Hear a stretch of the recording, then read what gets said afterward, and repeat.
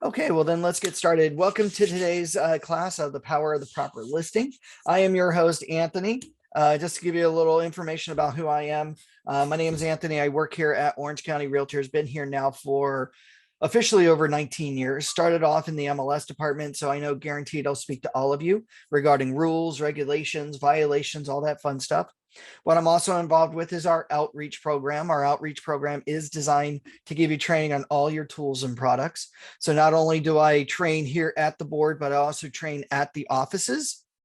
So ask your broker to contact us, and we'll be more than happy to host a class at your office for convenience, whether that be for MLS training, how to create listings, how to register a listing, how to do a search, all the fun tools that MLS has to offer.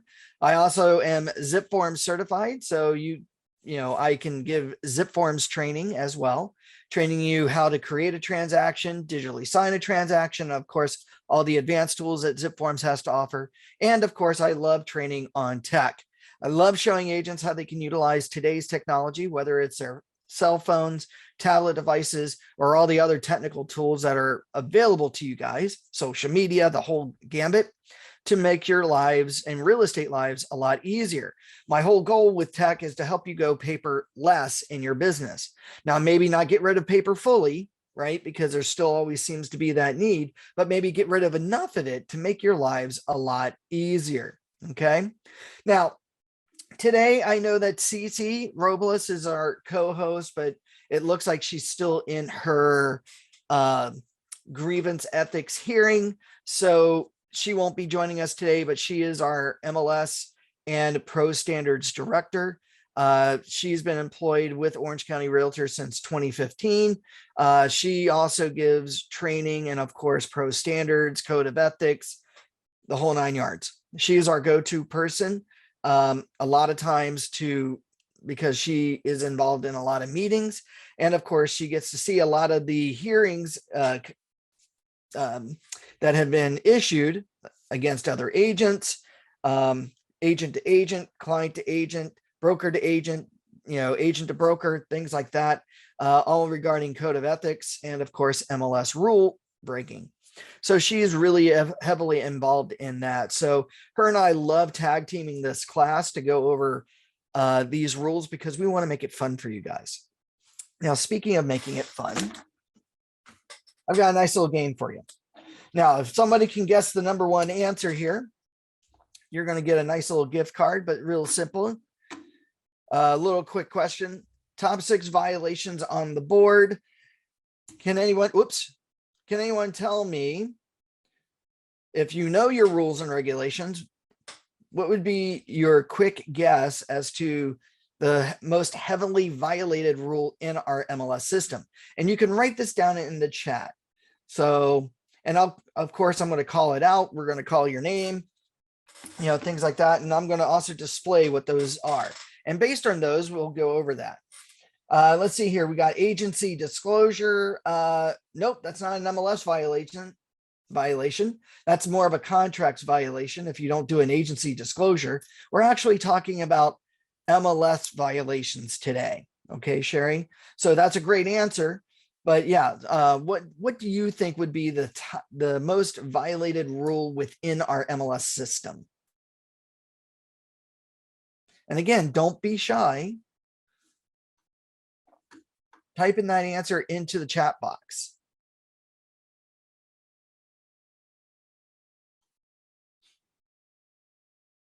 Let's see, no photo. That is actually number 3, no photos on their listing. So that's a great answer, Jeffrey, but not number 1. Agent's info in the public remarks. So yes, that is actually number 5, the most heavily violated rule in our MLS system. So that would be property description violations. Sherry goes buying agent compensation. What do you mean by that, Sherry? Do you mean like not offering one or changing the conditions of the compensation, things like that? Advertising a coming soon listing. Well, funny enough, Jeffrey, you can advertise a coming soon. There's nothing wrong with that. And we'll talk about that today. So a coming soon listing, which is one of our new statuses that came out last year, does allow for you to use or advertise a coming soon. You just can't show a coming soon. And we'll elaborate a little bit more on that. Bing says use another agent's photos. That is actually number 2, copyright violations. So that's really a great answer. So here we got 3 more answers. Can anyone guess number 1? Square footage discrepancy. Well, that's a great answer as well, Sherry. Inaccurate information on your property. Not updating the status, that would fall under inaccurate information on your listing. Submitting a listing on time. Oh, wait a minute. Martha. There you go. Late entry of a listing. That's actually number 1. So Martha, congratulations. Martha Garcia, that's an awesome answer.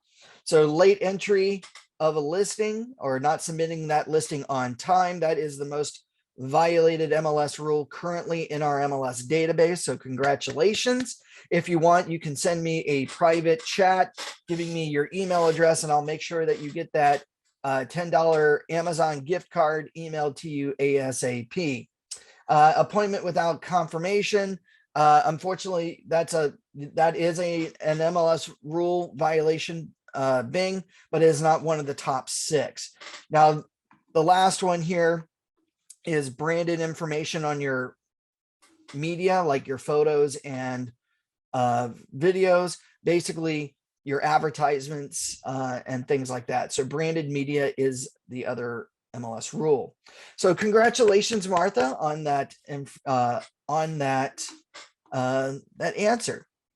So great. I love to see people participate. Awesome. Those were great answers. I love to see that most of you are really knowledgeable about your MLS rules to see at least what is considered a violation. And we got some really great answers out of that. So I'm really proud of you guys. All right. And Martha, thank you so much for your email address. And I'm just going to take a moment here just to write that down.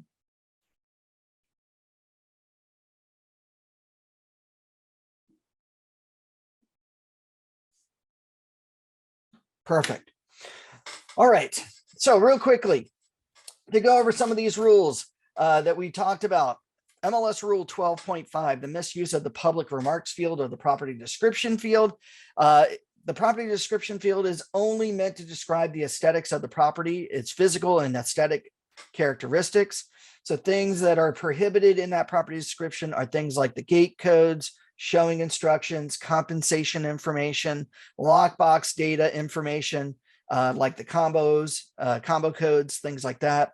The occupancy status of a property, can't say that it's vacant, things like that. You just, don't want it to compromise the safety of the home. Obviously, no email address information, no websites, no phone numbers, no brokerage information, things like that, or even open house data. Okay. Now, other things that we need to also be careful of when it comes to the property description is language that violates fair housing laws and guidelines. Nowadays, we have to be very, very careful with how we are describing a property to not say certain things anymore. Okay. Even things that we might be cautioned about or we, take for granted today, nowadays, with our current standing, we can't even say those anymore. Okay. Now, if you were wondering, what's some of the fair housing language that I need to be careful of? Well, funny enough, we've got a nice little list here. Now, obviously, this list is going to be a lot larger, but this is just some words and things like that that you should not say or that you're allowed to say in a property description. Okay. And this list is constantly expanding in today's society.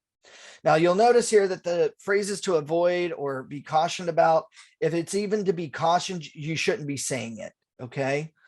Now, why is this important? Well, fair housing violation laws or violation rules basically just says that you're discriminating or it could be perceived that you're discriminating against a particular group of people.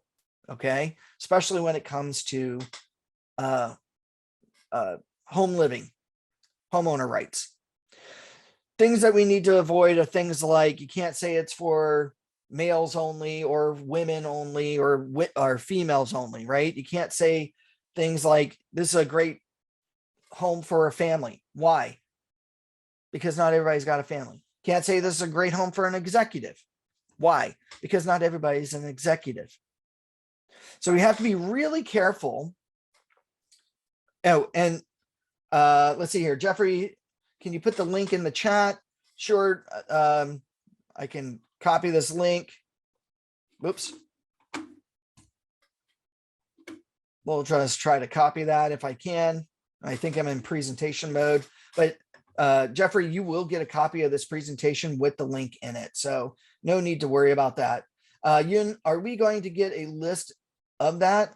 The link doesn't work. Just simply go to crmlss.org's website, go to where it says knowledge base, and from there type in fair housing, and they will give you this list. Okay. Now, again, you can also go to Google and type up fair housing language, and you'll be directed to the fair housing website, and they will probably have a more updated list of what you can and cannot say when it comes to marketing a property. Okay. Now, one thing that I found very interesting looking at this list is that, as an example, you can't say men or men only, but there's nothing in here that says female or women only. Okay. Or female only. Just know that this is meant to with the understanding that if it's meant for one, it's also meant for the other. Okay. So if you can't say male only, then guess what? You can't say either. You can't say female only. Okay. You don't want to segregate out or pick out a particular group that this home is good for or not good for. Okay. So things like non-smokers, non-drinkers, you can't discriminate against somebody who smokes or drinks, even on a lease listing. Now, I know a lot of landlords landlords tell their agents, well, I don't want somebody that smokes. Well, you can't put that in your advertisement. Just like you can't say, I don't want somebody that's got a conviction record. Unfortunately, they are now a protected class under fair housing. And recently, it's been noted that you can't even say master bedroom anymore or master bath, because the word master is considered discriminatory. And eventually, and we've got a couple of lawsuits out there right now talking about how single family is considered discrimination.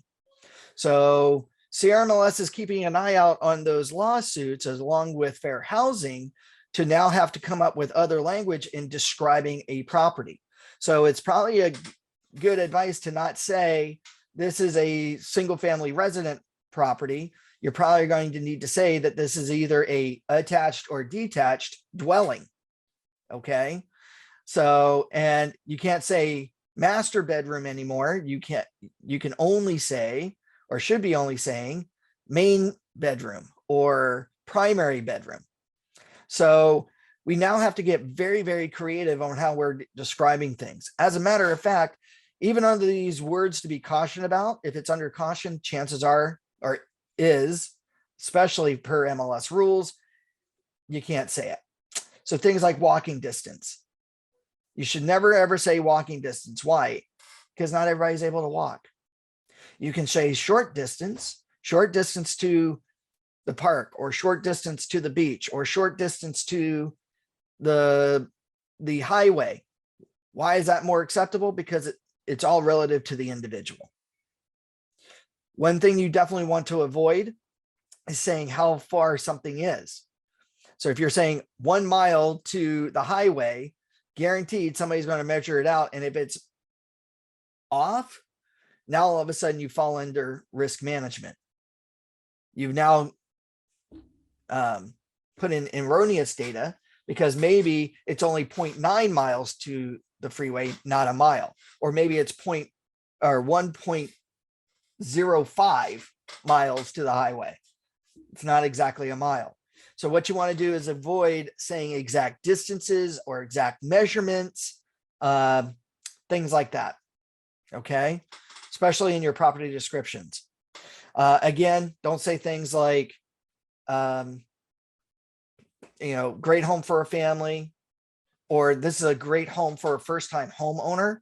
Well, why? Because you're now discriminating against somebody that's, this might be their second home, or might be a home that or a property that they want to use for an investment, right? You don't want to discriminate against somebody like that. Now, how would you be discriminating? Well, somebody who's writing up an offer can go, well, geez, my offer might not be accepted or looked at if this is a secondary home to me, or maybe, I'm getting right back in and repurchasing another property because I sold my property. So you want to be really super careful. Are there any questions about fair housing or language that you can and can't say in your description?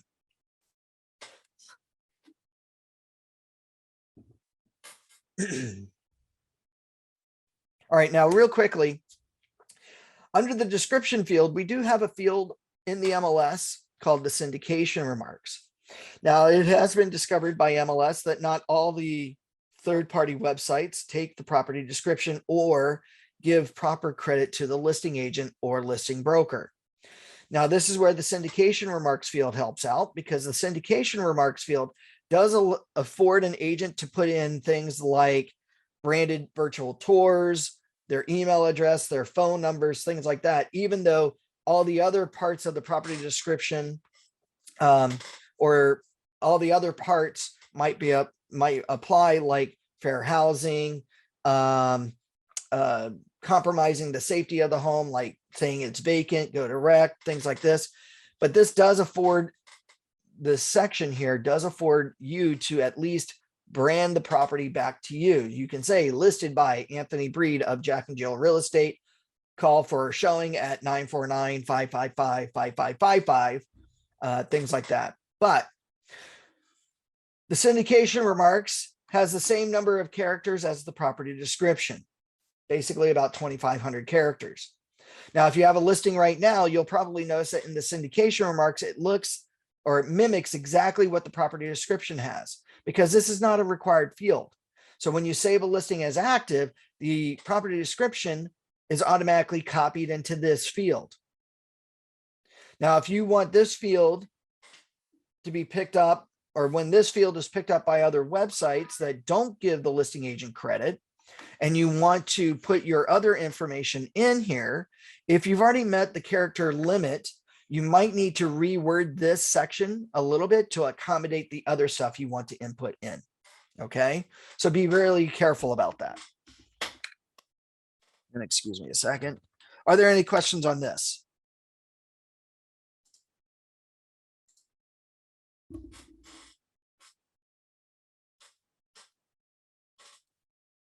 All right, next, MLS violation 8.3, MLS rule 8.3, accuracy of information.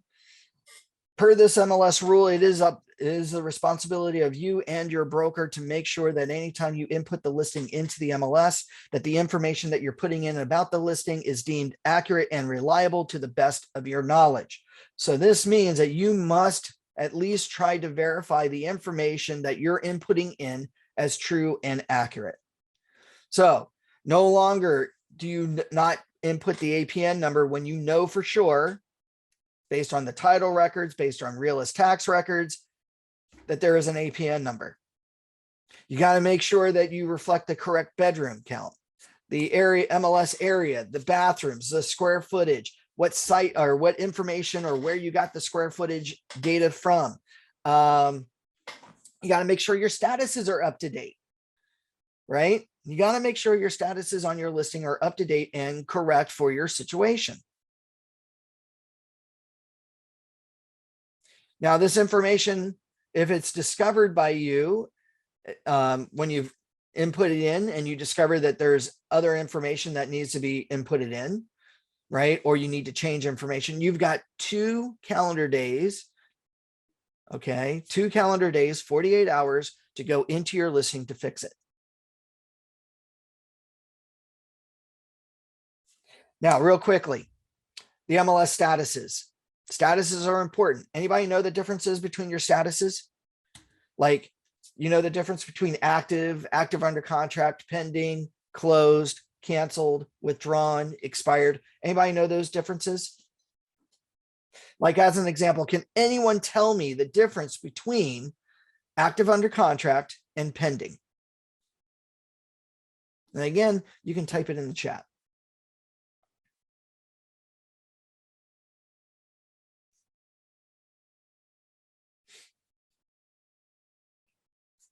No one knows the difference between these? Pending is the loan is approved? No, not necessarily. Active under contract can take backups, part of it. That's correct, Martha. Pending, CR removal, that's part of it as well, Joanna. So it's good to see some of you have an idea of what the differences are, but realistically, here are the big differences. The difference between active under contract and pending, or U status and P status, is this. Active under contract or U status says that there's a signed accepted offer between seller and buyer. You have opened escrow, but either A, contingencies are waiting to be removed, or B, the seller has given you written instruction to still solicit the property to entertain other offers to be placed into backup position. Okay, so again, active under contract use status says that either A, contingencies are waiting to be removed, whether it's the inspection contingency or the loan contingency. Okay. Or B, the seller has given you written instructions to still solicit the property to entertain other offers to be placed into backup position. And real quickly here, I see Hola, Cook, AUC, still accepting offers and still showing, pending, no more showings. Again, Fola, that is partially correct. So pending status, P status, says that there's a signed accepted offer between seller and buyer.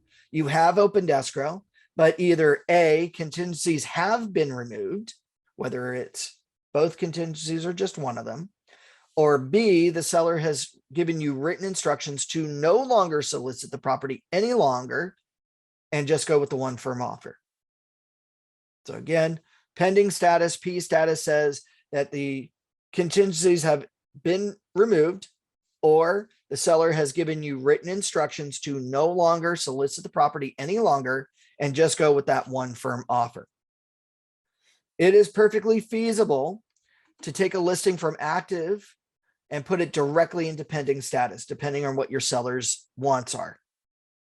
And again, they have to give you written instructions to do so. You can go from active under contract, then to pending if you need to. But again, if the seller says, well, I don't want any more offers coming through and I don't want anybody else showing it anymore, then you can put it directly into pending, even while contingencies are still active and waiting to be removed. Now, anybody know the difference between canceled and withdrawn?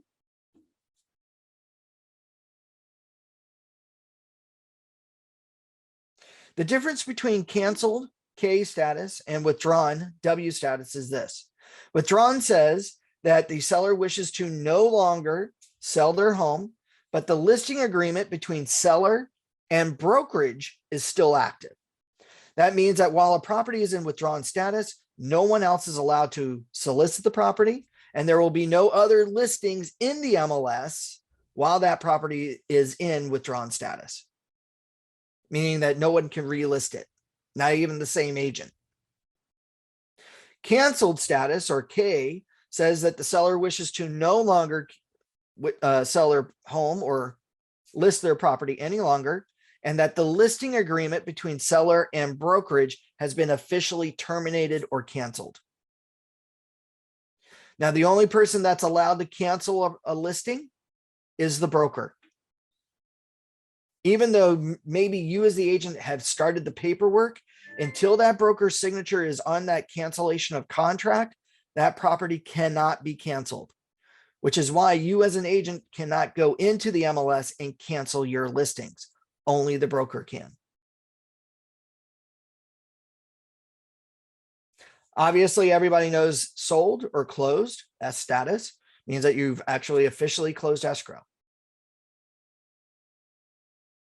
Now, reason why I stress these statuses is that maybe some of you doing a search in the MLS, you can put a withdrawn listing back on the market. Yes, Jeffrey, you can take a listing from withdrawn and place it back to active. But what you can't do, Jeffrey, is take a withdrawn listing and put it to canceled.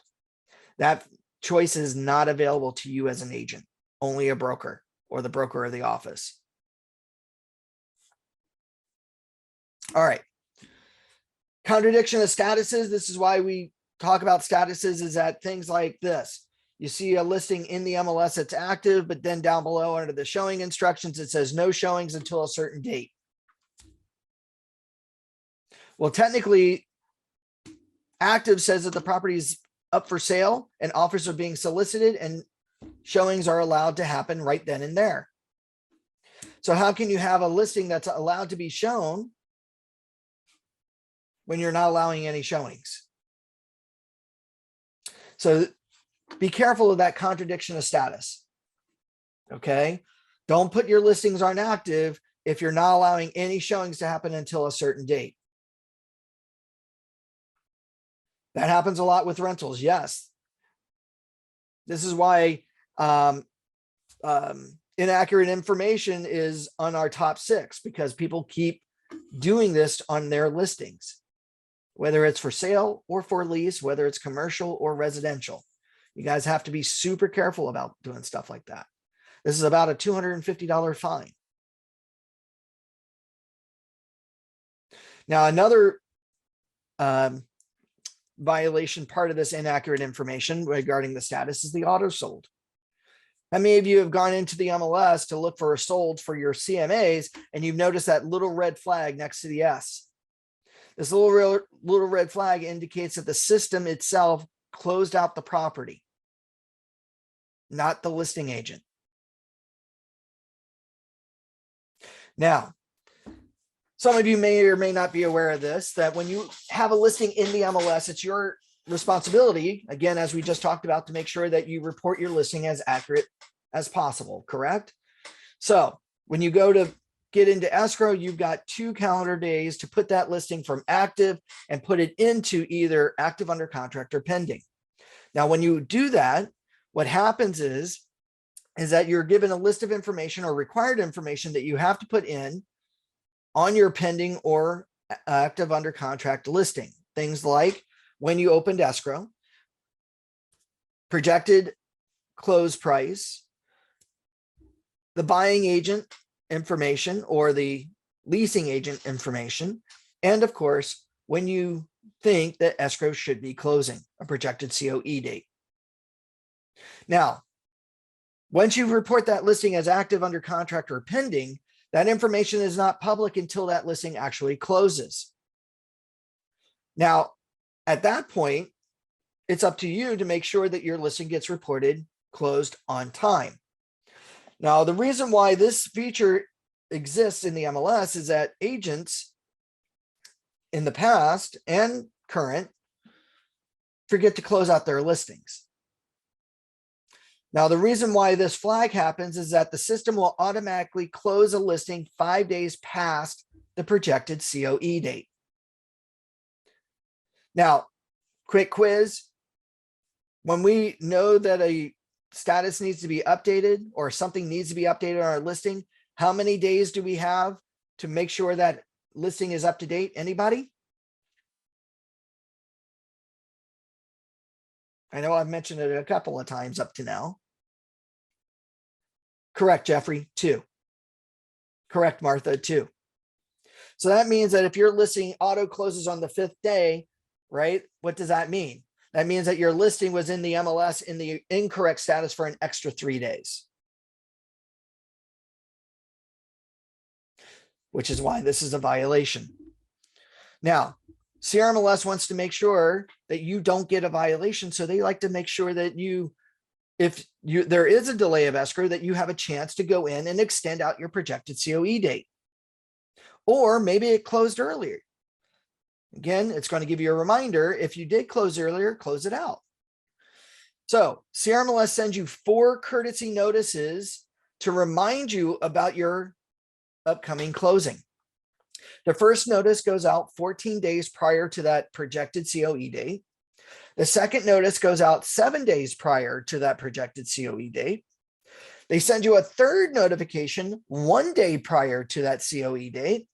And then they send you a fourth notification the day it's supposed to close.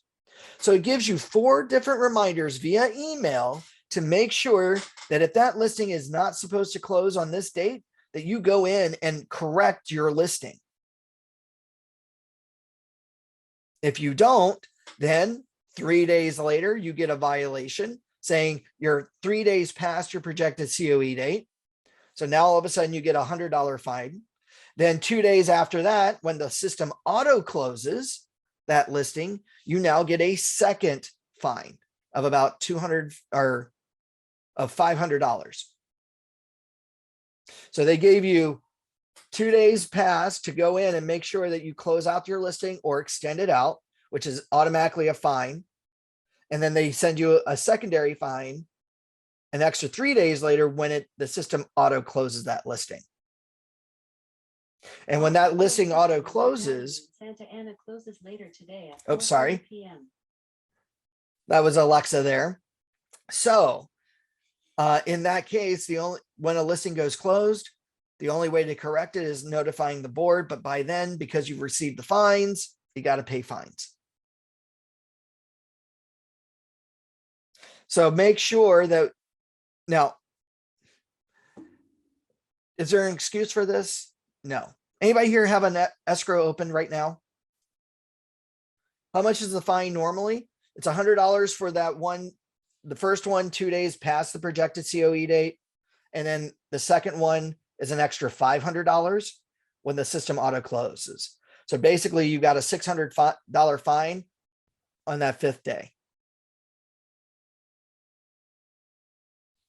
So it adds up very quickly because they stack. You're welcome, Bing. Now, by any chance, anybody have a escrow that's currently open on their, or open an escrow recently? Okay, Bing, awesome. Now, just out of curiosity, do you just you just open the escrow and then that's it? You just forget about it? What do you kind of do? You make sure it closes on time, right?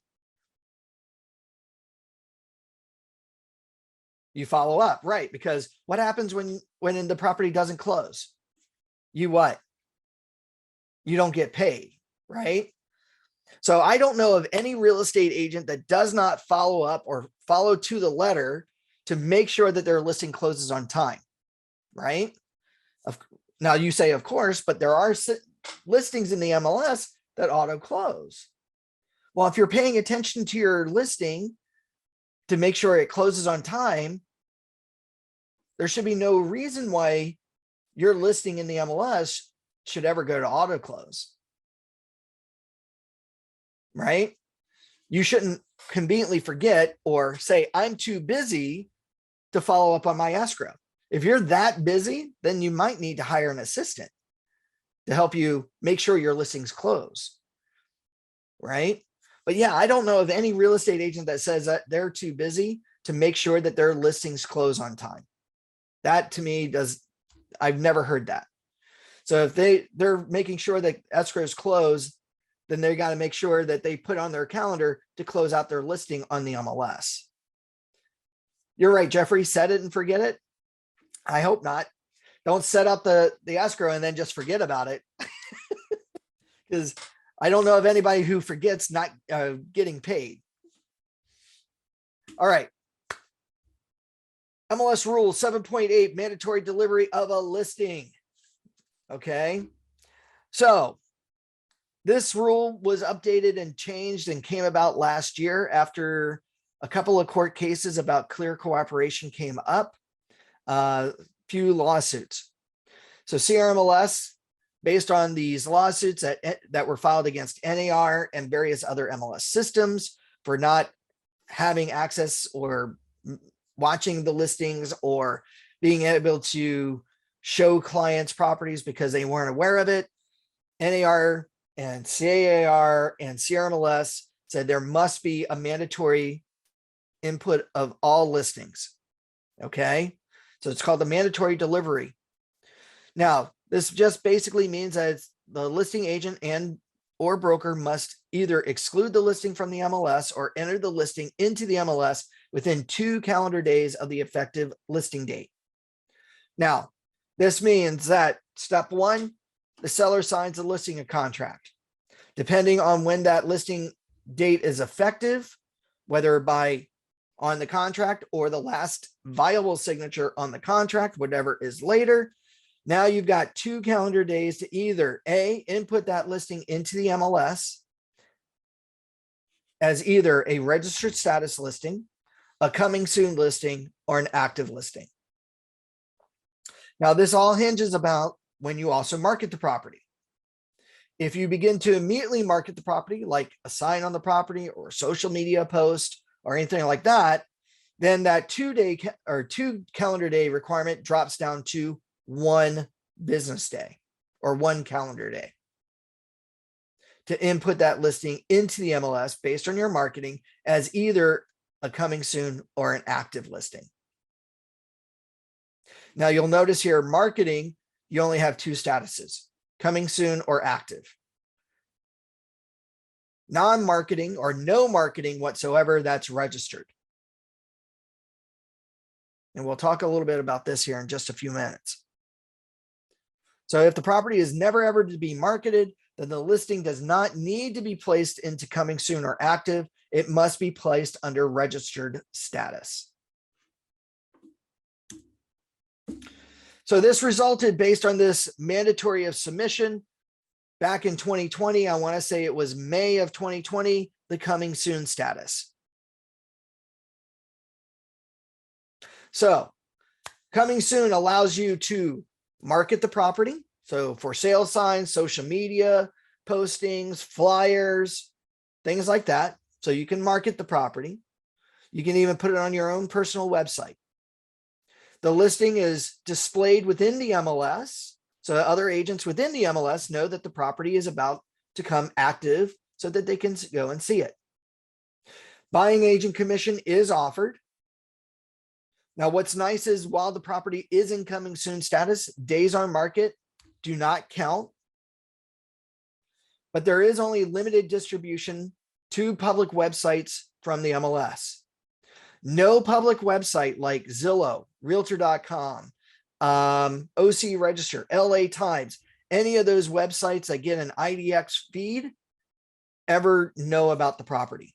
So coming soon listings do not go out to the public websites. Another hitch on coming soon, there are no showings allowed, either by you, the listing agent, to your clients, or any other agent.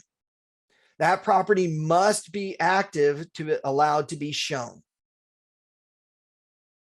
And coming soon has a maximum time frame of only 21 days, meaning that coming soon can only be on, or the listing can only be in coming soon status for a maximum of 21 days from your start marketing date.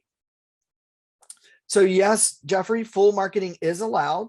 You can put it on your personal website. You can do a real website. You can do a social media post. You can do a video about the property. You can do just listed flyers or coming soon flyers or postcards for the neighborhood to pre-market the property. And no, it's no longer allowed. Doris, coming soon was currently on Redfin websites, but they just recently updated the rule about a month and a half ago that no IDX fed websites. So that means no listing agents websites, no company websites that get an IDX feed from the MLS is allowed to show coming soons anymore. Yes, you can put a sign on the property, Jeffrey, and on that sign you can say coming soon. But while it's in coming soon, no showings are allowed. So if somebody shows up to the property wanting to see the property or go into it, you can't allow them in. So that means no lock boxes on the listing. Okay, while it's in coming soon. So this allows for, say, the seller to maybe finish up any of the remodeling or cleanup, or maybe get you that staging. By the way, part of that full marketing means that you also need to have photos on the listing, at least one of the exterior of the home or of the property.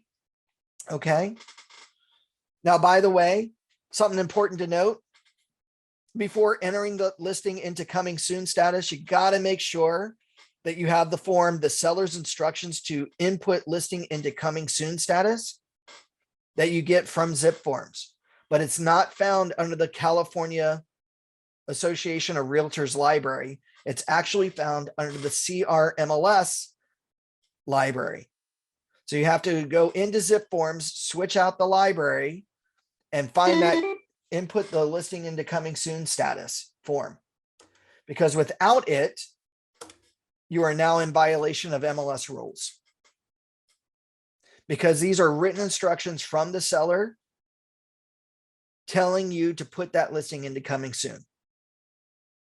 If you look at your listing agreement, the coming soon allows a listing agent to get a head start over other agents. I don't see why you would get a head start over other agents. As a matter of fact, you as an agent part of the MLS can pull up properties in coming soon status. And as a matter of fact, you can email those properties to your client. The only thing the client cannot do is go and see the property, or you with your client can't go and see the property. But if they want, the buyer can submit an offer while the property is in coming soon. And if that offer does get accepted during the inspection period, right after acceptance of offer, they can then go and see the property, because that's what the inspection allows. Which by then, what does the listing agent do? They take it out of coming soon. And because an offer was accepted, it's either going to be active, under contract, or pending. But what happens at that point? Say Jeffrey's buyer backs out of the deal. Can I put it back to coming soon? No. Coming soon is a one-shot deal, because now that the client has gone in and seen the property, technically showed it, I now have to put it back to active. I cannot put it to coming soon again. So coming soon is a one-shot deal. Okay. Any questions on coming soon?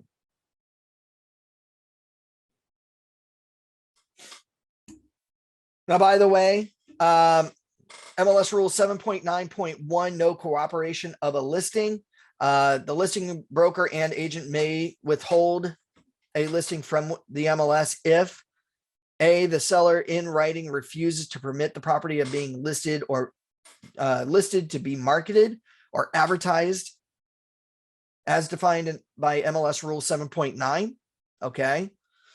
Meaning that they have to either do one of two things. Either on the listing agreement under section or under paragraph 7, subsection D, either paragraph 1 or 2, whereby the seller instructs the broker to not market the property until either a certain date or indefinitely, or they do the form seller's instructions to exclude the listing from the multiple listing service. These two sections, or these two things, either in the listing agreement itself or that extra form, then the listing agent must input that listing as a registered status listing, meaning that no marketing is allowed. So implemented for excluding a listing, you got to put that listing into registered status. Okay. So if the seller wishes to have their listing be excluded from the MLS, that also means that they are limiting the marketing. More than there is no marketing done at all on the property. So no for sale sign, no social media post, no nothing like that as defined by MLS rule 7.9. And we're going to show you that here in a second. That listing is also not found in the MLS. So other agents cannot find or see that property or find it in a search. By the way, if that listing's not in the MLS, guess what? There is no buying agent compensation offered. Okay. Why are they doing this then? Because some sellers out there wish that their listing not be publicly advertised, Martha. And part of that public advertisement or non-public advertisement should not afford the listing agent to just willy-nilly market the property to try to pocket a buyer, right? Because it's not fair for other buyers and buyers out there to not be aware of the property, but only the listing agent. So again, based on the lawsuit about clear cooperation, this is what they came up with to still adhere to the client's wishes. But there is a consequence. Okay. And that consequence is no commissions being offered to the buying agent, no, not displayed or found on the MLS. There's no marketing allowed.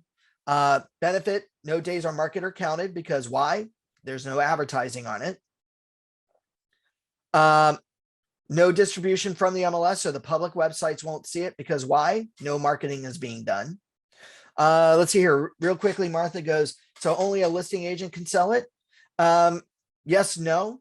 Only agents within the office that agent is associated with can actually bring buyers, right?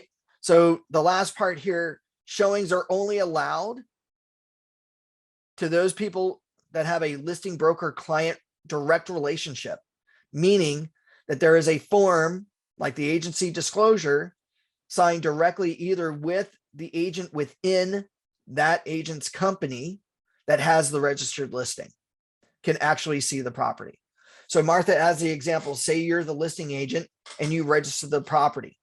If I work at a different company or even work at the same brokerage franchise, but I am at a different office location, I am not allowed to know about that property. I'm not even allowed to see that property or be shown it. But if you and I are working out of the same office and I have a client, you can talk about that property in our office meeting, but I can't show you that property to my client unless I have an agency disclosure agreement done between me and my client. And same with you.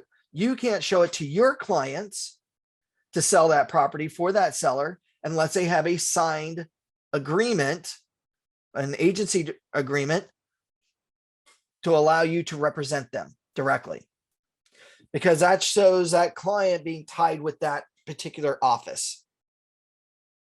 Does that make sense? Like an in-house listing? Yes, that's exactly what it is. It's an in-house listing at that point. Okay. Now the methods of registering a listing was just recently changed. So, and if we have time, I can show you where you want to go to do that, but just to give you guys a heads up. Are there any questions about registered status?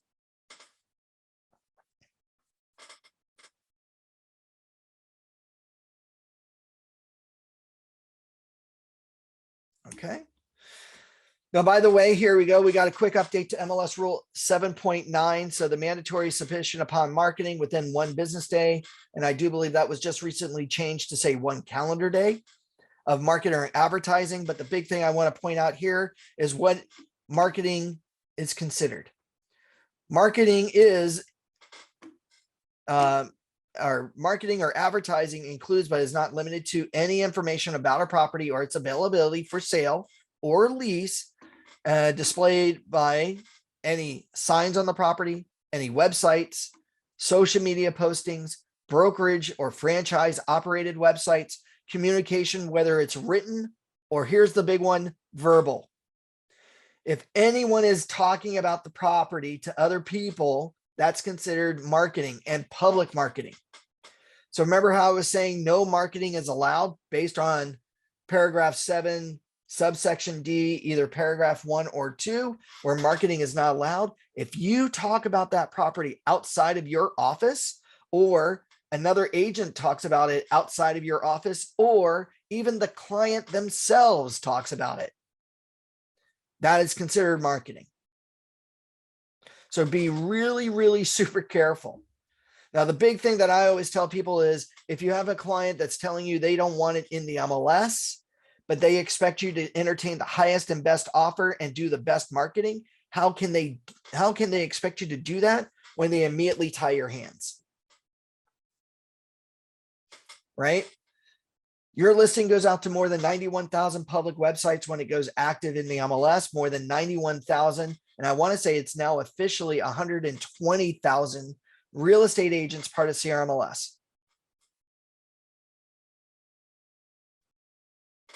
So, and with more than 91,000 public websites worldwide that your listing automatically goes to because it's been posted in the MLS, it's virtually impossible for someone not to find someone's listing on the internet. So now this is why sellers are getting the highest and best offers over asking, because everybody knows about them. And with the inventory shortage the way it is, people are fighting for these listings. Right? Because they want to buy that home. They want to get out of the the rental gig and get into their very first home or things like that. So explain those advantages, because our fiduciary duty is to our client and their best needs. Well, if your best needs are, you need to get, $1 million+ for your home, then allow me to do the best marketing I can for you. Now, real quickly, we're going to talk about photos, number 3 and number 4 violation in the MLS, right? One photo of the exterior must be within 2 calendar days of inputting that listing into the MLS, regardless of the status. Now, there are 3 exceptions to this rule. Number 1, the listing is a business opportunity.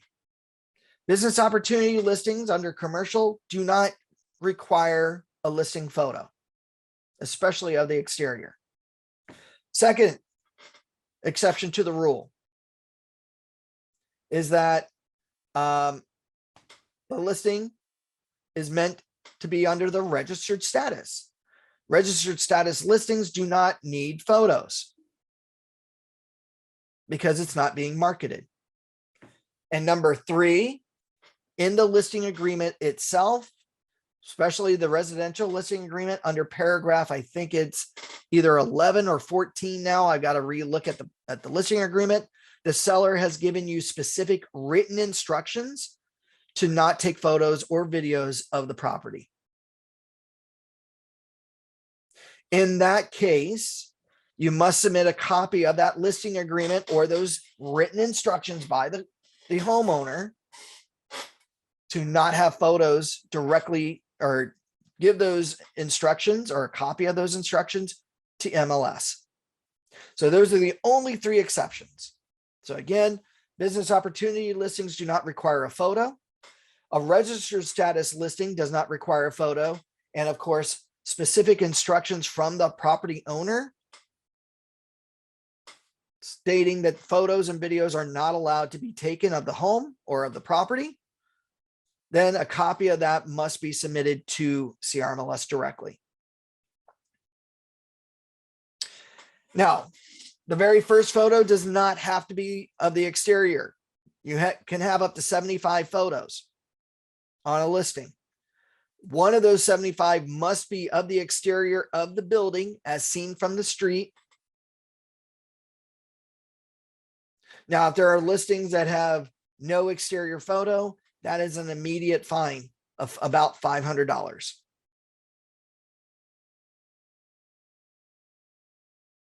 Now, I know I've lectured at you guys long enough, but real quickly here, let's bring it back. Let's have a little fun here with another game. So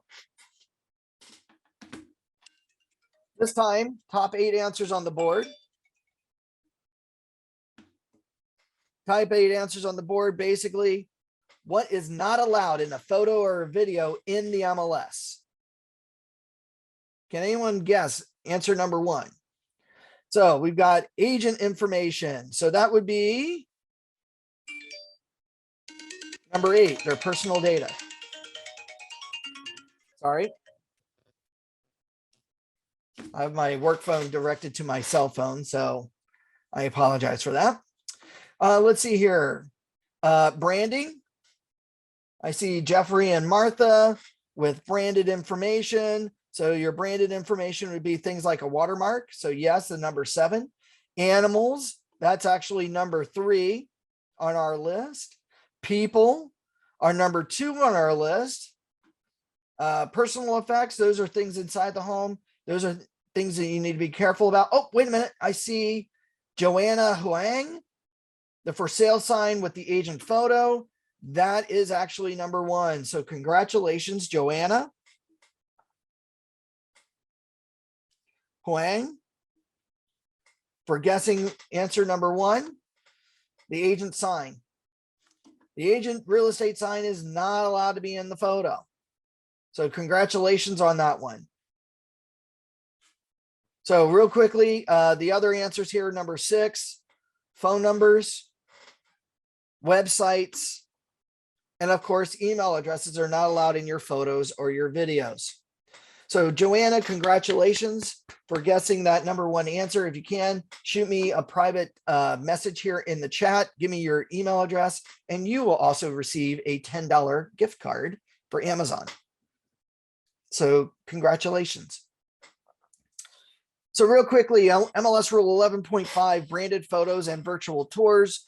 Photos and videos must not contain agent or brokerage names, photos, logos in their photos or videos, phone numbers, and this is all within the MLS system, okay? Phone numbers, websites, email addresses, the for sale sign or lease signs, billboards, or any open house data information, messages or solicitations, images of people or animals or other items not directly related to the listing are forbidden on your photos and videos within the MLS system.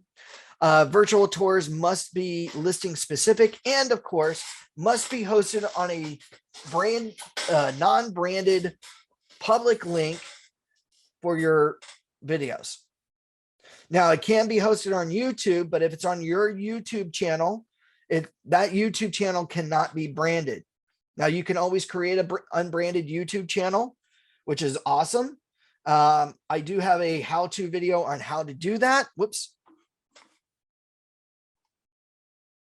There we go. I do have a video on how to create an unbranded channel in YouTube. So if you do your own videos, you can do that as well. If not, and you work with a photographer, most photographers will give you 2 different links. One that's MLS specifically friendly, meaning that it's got no branding in it. And then they will also give you one for your other branding that's got your branding in it that you can share outside of the MLS. So like your personal website, the property specific website, things like that.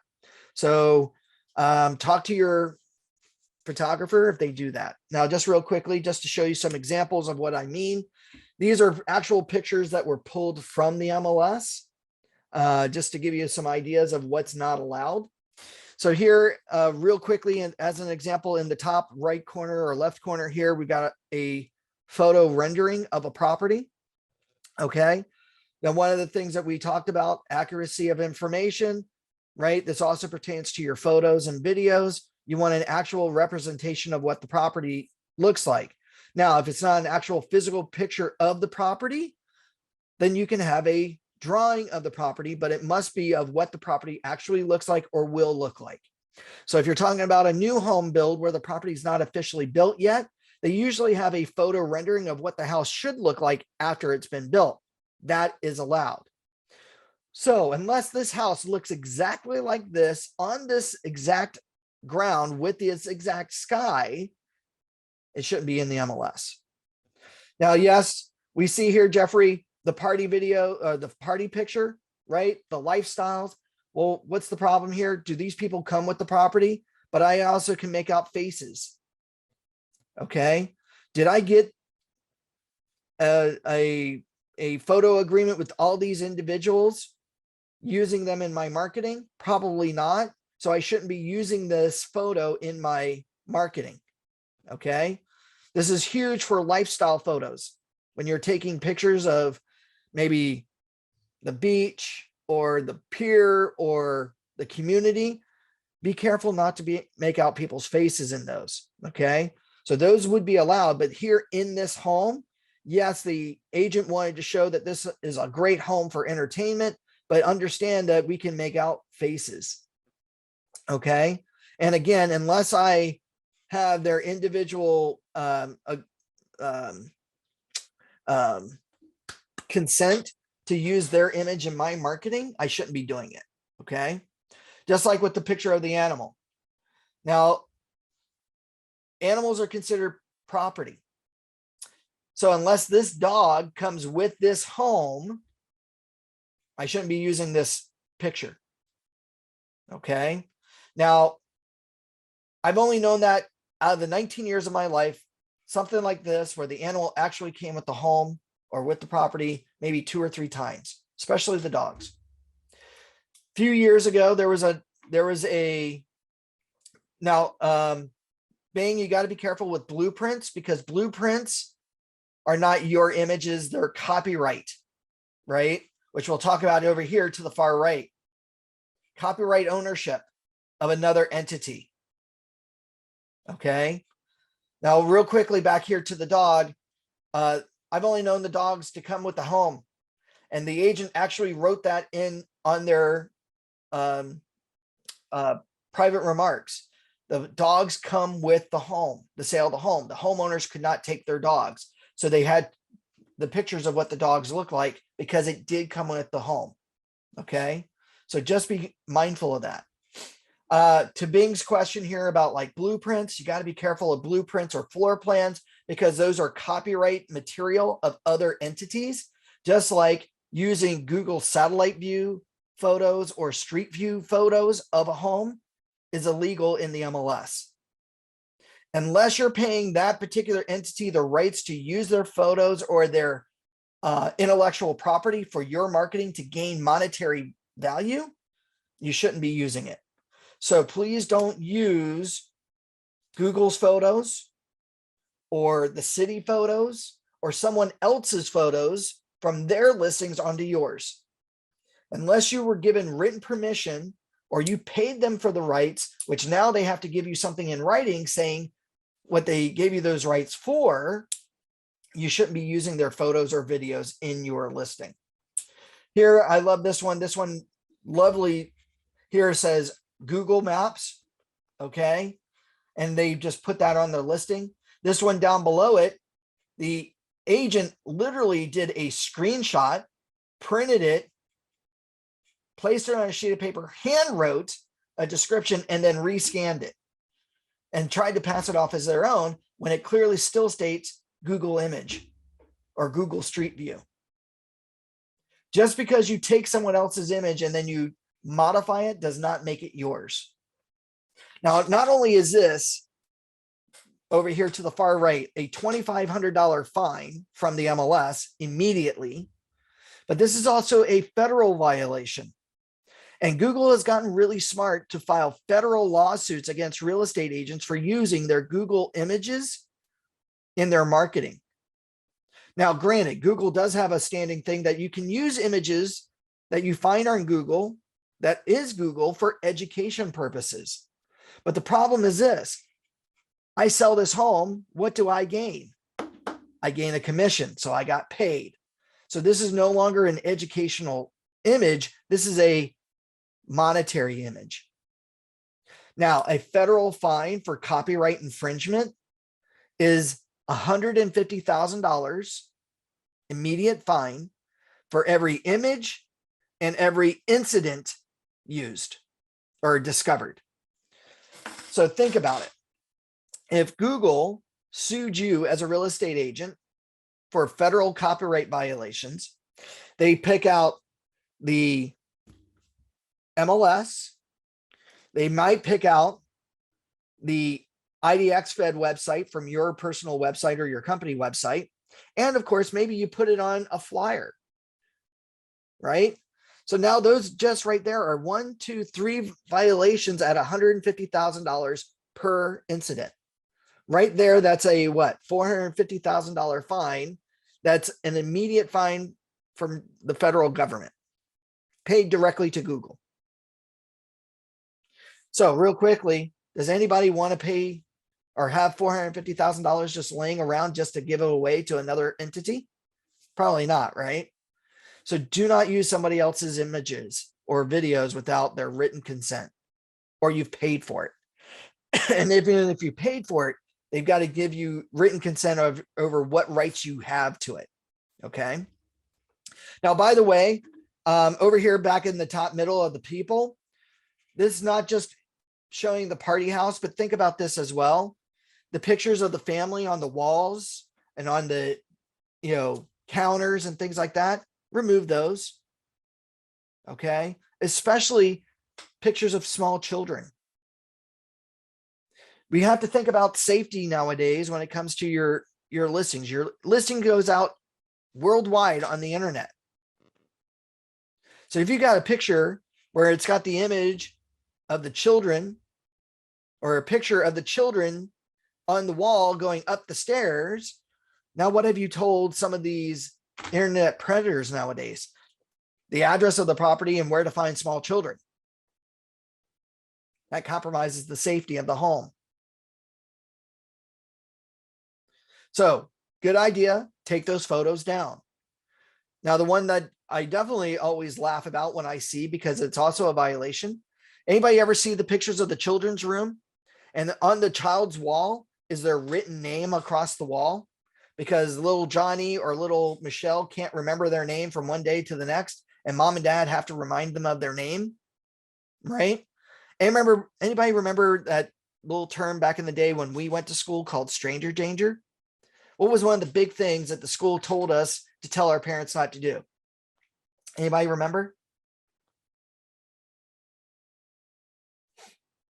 Not to have your parents write your name on your clothing, right? Why? Because a stranger could call up and to a small child call out their name and that child will respond. No different here.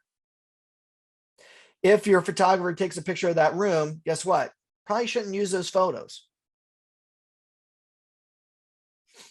Let's see here. Is it a good idea to remove owners' personal pictures, but it is a violation? It's a good idea to remove those photos or blur them out so you can't make out the faces. I personally would probably take them down just to be on the safe side. Let's see here. Monty goes, how about if a seller has a big RV in the front yard? Do we ask them to move it? Chances are yes. This bottom picture here to the bottom left, the items. There is a form in the MLS or in zip forms called the PVR, the photo video release form, right? Basically, that's between us and the homeowner to tell us what is allowed or not allowed to have photos and videos taken of. They give us permission to take pictures of the home. They also indicate what items are allowed to be included in the images. So like the car and things like that, right? Or what's not allowed. So we have to do the PVR. We also need to do the PIA, the photo image agreement. And that is the agreement between me and my photographer, because the photographer has to now designate what rights I have to those photos and videos and what I can use them for. But yes, why remove the car? Well, number one, compromises the safety. If I have the picture of the Lamborghini sitting in the garage, and again, my listing goes out to the internet, I've now told people that this address has this very expensive item in the home. If I take a picture of the closet and in the closet, there's the safe, I've now indicated where the safe is located at in the home, which now could compromise the safety. So be mindful of these personal items, not to mention it's amazing what information you can get from somebody's driver's license, or in this case, their license plates. All they got to do is just call up the DMV, and now they can get the owner's name and address. It's amazing what people can take from this type of information.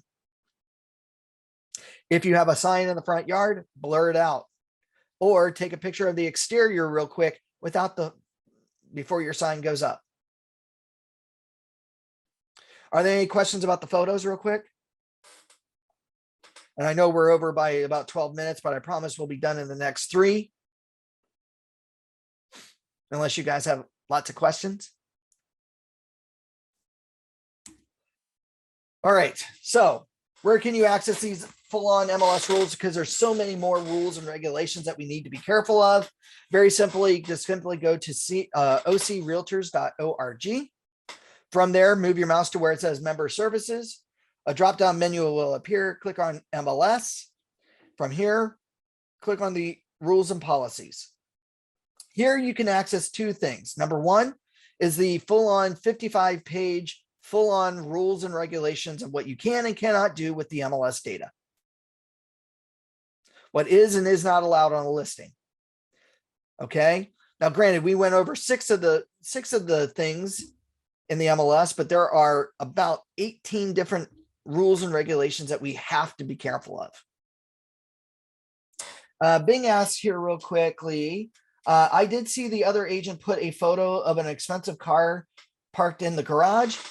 Then that's compromising the safety of the home. If I can make out license plates, that is an MLS violation.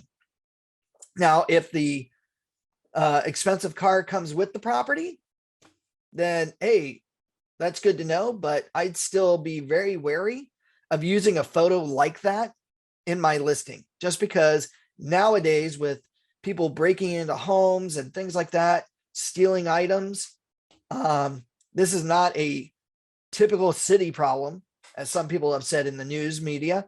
This is a let's keep our homeowners safe when we're marketing the home. And it's agents like that that compromise the safety of the home without thinking. And I want you guys to think of your clients first and their safety first. You're welcome. Now, by the way, guys and gals, if you don't want to read that 55-page book, then the second thing that's under this rules and regulations policy is what they call the citation policy. Now, I love the citation policy because I like to call it the Cliff's Notes of the MLS rules.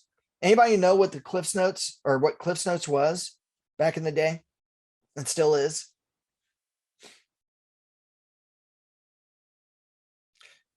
For those of you who were in school, you're probably given a book report to do, read a book, this, that, and the other, right? War and Peace, Catcher in the Rye, something like that. And some of you got really smart and didn't read the book, but you went out and you bought a thing called Cliff's Notes. Now, what Cliff's Notes is, or Spark Notes, as the other one was known, it's basically a quick, smaller guide and summary of whatever that book is. Well, here, the MLS rules does have a Cliff's Notes version of it called the citation policy. Now, what I love about the citation policy is an easy 4-column layout. Okay. Now, they do have some other rules about or other things in here like, well, geez, if you ever get a fine and you want to dispute it, here are the procedures to dispute it. But what I love about this mostly is this 4-column layout. Column number 1 gives you the rule number. Column number 2 indicates if you get a warning or not. If it's a no, that means it's an immediate fine. Column 3 summarizes what the rule is, and column 4 tells you the fine associated for breaking that rule. Now, here's my disclaimer. If you follow this citation policy to the letter, not only should you never get a fine, but you should never, ever get a warning. Now, what's super cool about this is that, geez, I need to understand this particular summary a little bit more. Well, geez, I can now pop back over to the full-on MLS rules and jump to that MLS rule number to read the full explanation of that rule. So it's a quick way to summarize things, right? But if you follow this, geez, prohibited of the co-listing. Well, what does that mean? Well, let me jump over to MLS rule 7.3 and read the full paragraph or 2 regarding that rule. So it's a quick and easy way. So at least familiarize yourself with that citation policy, okay? To at least avoid those fines. Are there any questions? You're welcome, Bing. Thank you, Jeffrey. Does anybody have any questions or anything like that?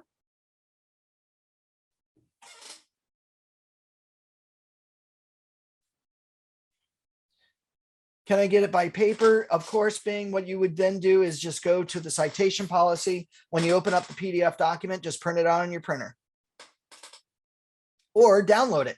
That way you have it electronically forever, and then periodically update it maybe once or twice a year. That's at least what I do.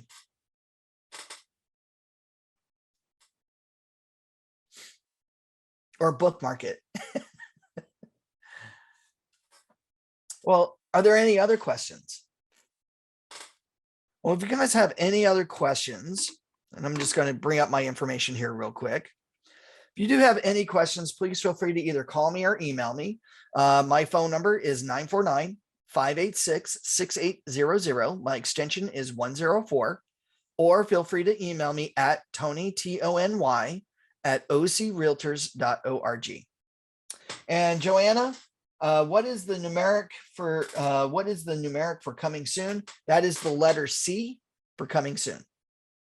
And oh, I meant to show you real quickly here the procedure for inputting a registered status listing. It's really simple now. So if you do or are instructed by the seller to not market the property and again stay in compliance, what you're going to do is you're going to go to your MLS dashboard login. You're going to log in. Okay.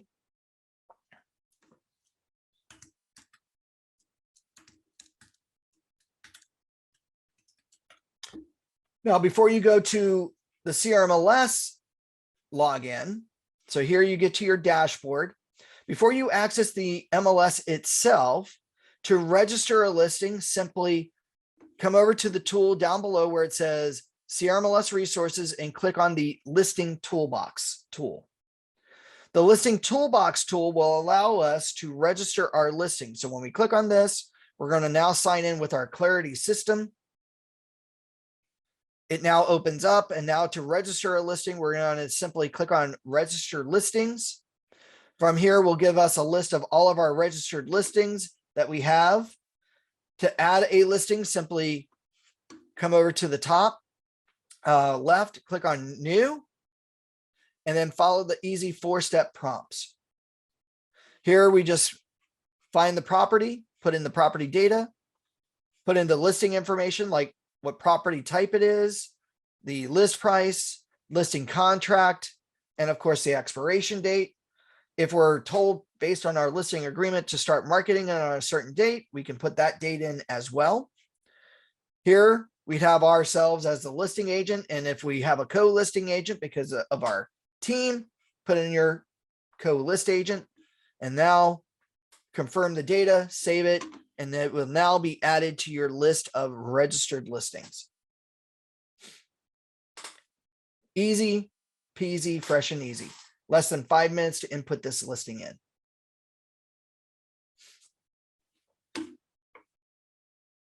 As for coming soon, we can actually search for that particular status because again, we're allowed to market it,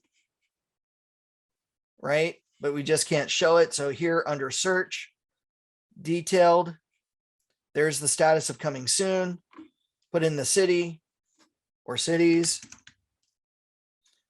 Right now, there are 10 coming soon properties in Irvine. So when we look at the results, there's our status of C. Did that help, Joanna? What does that mean, syndication? Syndication means that your listing goes out to the internet. If the listings in coming soon is not syndicated out to the public websites. So it's not going to be found on Zillow. It's not going to be found on Redfin. It's not going to be on realtor.com, so on and so forth. When soon can we send the registered listing over to the MLS? So if you register a listing, depending on your listing agreement, so if they mark 7D subsection 1, start marketing it on this date, say January 1. Well, now I'm going to take that registered listing. I'm then going to, under my list of registered listings, and from over here, there's this little green icon. When I click on it, I'm now going to send it over to the MLS. to which now it's going to be an incomplete listing under my add edit choice. And then I can now select it and then input the full listing as either coming soon or active. How soon? As soon as you are allowed to begin to market the property. So that depends on your contract, Joanna. You have to look at your contract. If there is no date there because they marked section 2, then that means that that property is not allowed to be marketed unless there's been a modification of those terms. Does that make sense?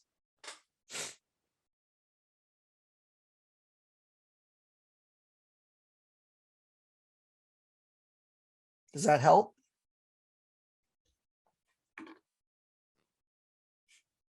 You're welcome. Are there any other questions, ladies and gentlemen?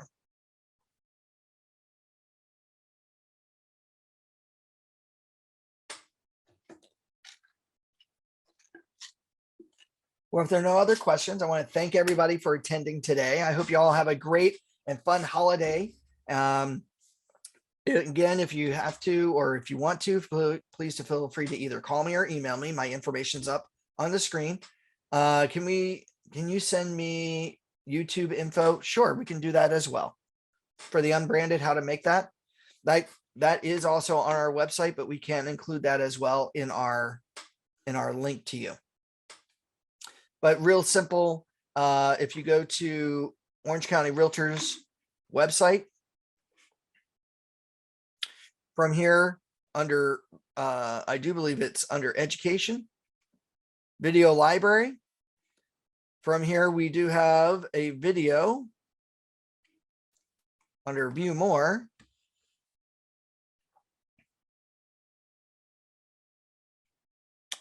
Let's see here.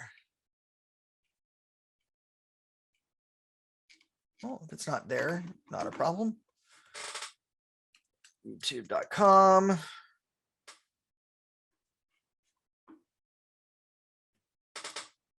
OC Realtors.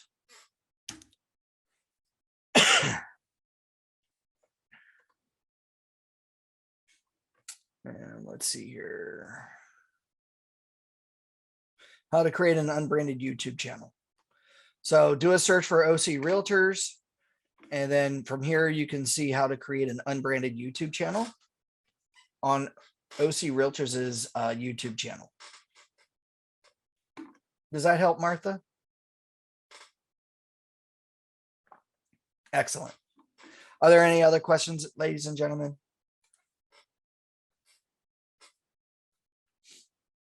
Thank you very much, Bing. I hope you have a great Merry Christmas as well. Thank you all very much for sticking with me today. I hope you all had fun. You learned a lot of information. If you do have any questions, feel free to call me or email me. With that said, I hope you all have a great and wonderful time and have a great and wonderful day.